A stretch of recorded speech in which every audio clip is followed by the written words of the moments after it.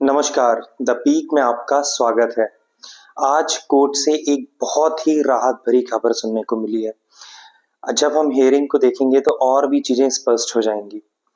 जिस चीज का हम बहुत दिनों से इंतजार कर रहे थे, जिस चीज के लिए हम प्रयास कर रहे थे, फाइनली वो चीज हमें होते दिख रही है।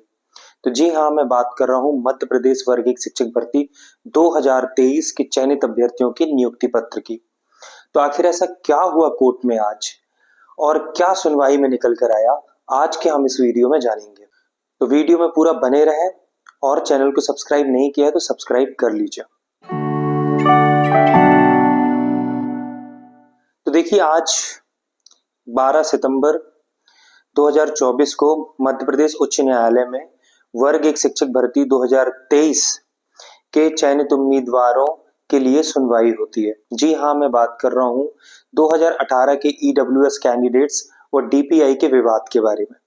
23 फरवरी के फैसले के बारे में हम सब जानते हैं, सिंगल बेंच में क्या फैसला आया था, और डबल बेंच में जो अब सुनवाई चल रही है उसके बारे में भी हम जानते हैं कि आज उसी की सुनवाई थी।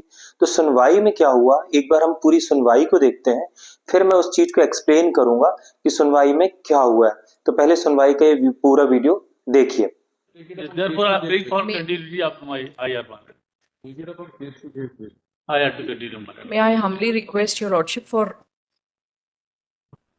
उसमें सिंपली रीनोटिफाई सबके साथ रीनोटिफाई your lordship वो कुछ नहीं वो May I- सिंपली रीनोटिफाई और may I humbly request your lordship for item number 23. This is an issue in respect of appointment of teachers under the school education department. Now, your lordship in previous hearings had orally observed that till the pendency of the petition, till it is finally heard, no appointments may be made. Now, what is happening is, your lordship, we are already into the third month of the academic session, and there is a dearth of teachers for teaching the students under the school education department. 19 September Your lordship, 19 September your lordship, I'm praying that earlier an order was passed on 27th of June for a moment. It has to be heard finally, your lordship. It has to be heard finally. District को final hearing on 19 September We may also be permitted to carry out the appointment. It may remain subject to the. otherwise September How the appointments can be 23 को final list को final hearing on 19 September Right. You should at motion stage. Final hearing at motion stage Lords, may I make a request in item number 16, Lords? तो आज देखिए, मुख्यतः तीन बातें सामने निकल कर आई।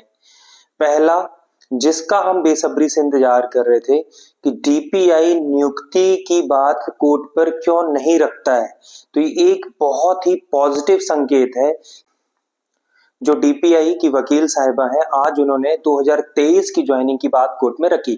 अब उन्होंने क्या कहा कोर्ट में ऐसा, तो देखिए, उन्होंने कोर्ट में कहा कि शैक्षणिक सत्र का तीसरा महीना चल रहा है और शिक्षकों की भारी कमी है, और शिक्षकों की इस भारी कमी को दूर करने के लिए उन्हें टीचर्स को रिक्रूट करना बहुत जरूरी है। आप 2023 की सारी प्रक्रिया आप जानते हैं कि स्कूल की चॉइस फिलिंग हो चुकी है और यहाँ तक कि डॉक्यूमेंट्स वेरीफाइड हो चुके हैं। अब ज्वाइनिंग किसने रुकवाई है ये भी आपको पता है, ज्वाइनिंग क्यों रुक गई है ये भी आपको पता है। तो ये ज्वाइनिंग के लिए एक बहुत बड़ा संकेत है। जब उन्होंने माननीय जज साहब से ये बात कही तो जज साहब ने कहा कि हम केस को 19 तारीख को फाइनली सुनेंगे। तो ये बात तय है कि लगभग कि 19 सितंबर को केस की सुनवाई, अंतिम सुनवाई है केस की, वो 19 सितंबर को हो जाएगी। यानी कि सुनवाई के बाद नियुक्ति पत्र रिलीज होना तय है। अब कई लोगों के मन में सवाल है कि क्या फैसला आ सकता है, क्या फैसले से भर्ती प्रभावित होगी। तो देखिए, ये अब सब जुडाइस है मैटर, फिर भी मैं कहूंगा कि सब कुछ सकारात्मक होगा।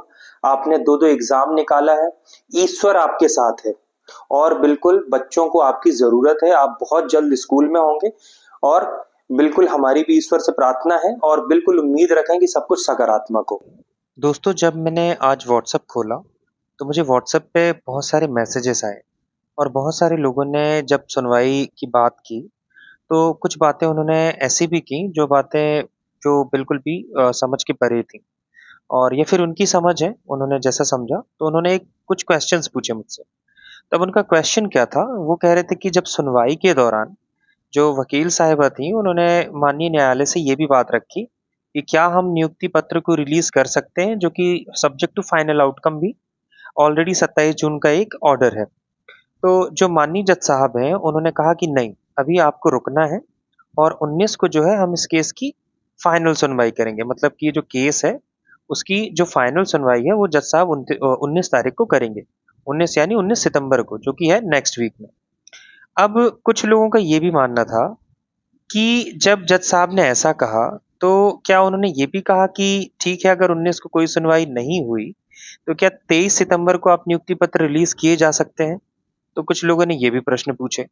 तो जब मैंने सुनवाई को बहुत अच्छे से सुनी और जब मैंने वकील साहब से बात की, तो मुझे पता चला कि नहीं, कहीं पर भी कोई ऐसी बात नहीं है। माननीय जज साहब ने सीधे कहा है कि जो केस की सुनवाई है वो 19 तारीख को फाइनल होगी और उसके बाद ही जो है आप अपॉइंटमेंट लेटर्स जारी कर सकते हैं। तो फिलहाल अपॉइंटमेंट लेटर्स को रिलीज करने की ऐसी कोई भी बात नहीं है, जब तक कि 19 को फाइनल की सुनवाई ना हो जाए। हाँ, फाइनल सुनवाई होने के बाद जो भी जैसा निर्णय होगा उसके बाद अपॉइंटमेंट लेटर्स जारी कर दिए जाएंगे। तो आगे जो भी अपडेट निकल कर आएगी सामने, मैं आप तक जरूर पहुंचाऊंगा। तो वीडियो को पूरा देखने के लिए धन्यवाद। मैं एक बार फिर से कहूंगा कि जो मेरे व्हाट्सएप चैनल और टेलीग्राम चैनल की लिंक मैंने डिस्क्रिप्शन में यहाँ पर ऐड करके रखी है, उसके माध्यम से आप मेरे व्हाट्सएप चैनल और टेलीग्राम चैनल को ज्वाइन कर लें। वहां पर मैं नई नई अपडेट्स और बहुत सारी अपडेट्स आप लोगों के लिए लेकर आता हूं। और अगर आपको इस केस को भी जानना है कि आखिर ये मामला क्या है ईडब्ल्यूएस कैंडिडेट्स और डीपीआई के बीच का, तो आप कमेंट्स करें, कमेंट्स करके बताएं। अगर आप इंटरेस्टेड हैं केस को जानने के लिए, तो मैं पूरा केस एक नया वीडियो बनाऊंगा और उस वीडियो में पूरे केस को एक्सप्लेन कर दूंगा। तो चैनल को सब्सक्राइब जरूर करें। देखने के लिए धन्यवाद। May God bless you all. Thank you so much.